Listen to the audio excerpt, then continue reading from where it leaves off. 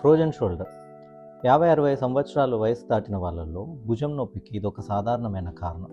ముఖ్యంగా sugar పేషెంట్స్లోనూ hypothyroid పేషెంట్స్లోనూ దీన్ని ఎక్కువగా చూస్తాం. ఇదే కాకుండా ఈ వయసు వారిలో ఏదైనా భుజానికి చిన్న దెబ్బ తగిలి దానివల్ల వాళ్ళు కొన్ని రోజులు మూమెంట్స్ చేయలేకపోతే కూడా ఈ సమస్య వచ్చే ఛాన్సెస్ ఎక్కువగా ఉంటాయి. దీనికి మొదటి స్టేజ్లో నొప్పి మాత్రలు వాడుకొని ఎక్సర్సైజెస్ చేసుకుంటే ఈజీగా నివారించుకోవచ్చు. ఈ స్టేజ్లో నెగ్లెక్ట్ చేసిన వాళ్ళల్లో స్టిఫ్నెస్ అనేది డెవలప్ అవ్వడం జరుగుతుంది. దీనివల్ల మూమెంట్స్ అనేటివి రిస్ట్రిక్ట్ అవుతాయి. వీపుని అందుకోవడము, చేయి పైకెత్తడంలోనూ చాలా ఇబ్బంది పడతారు. ఇటువంటి స్టేజ్లో నొప్పి మాత్రలతో పాటు ఫిజియోథెరపీ చేసుకోవాల్సి వస్తుంది.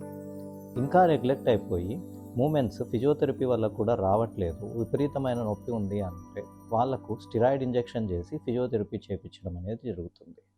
అలా కూడా మూమెంట్స్ రావట్లేదు, చాలా సివియర్ స్టేజ్కి వెళ్ళిపోయిన వాళ్ళల్లో ఆర్థ్రోస్కోపిక్ సర్జరీ చేసి ఈ మూమెంట్స్ని రీస్టోర్ చేయడం అనేది జరుగుతుంది. సో ఈ డిసీజ్లో త్వరగా ఐడెంటిఫై చేసిన వాళ్ళకి సింపుల్ ఎక్సర్సైజెస్, పెయిన్ కిల్లర్తో దీన్ని సరైన ట్రీట్మెంట్ చేసుకోవచ్చు.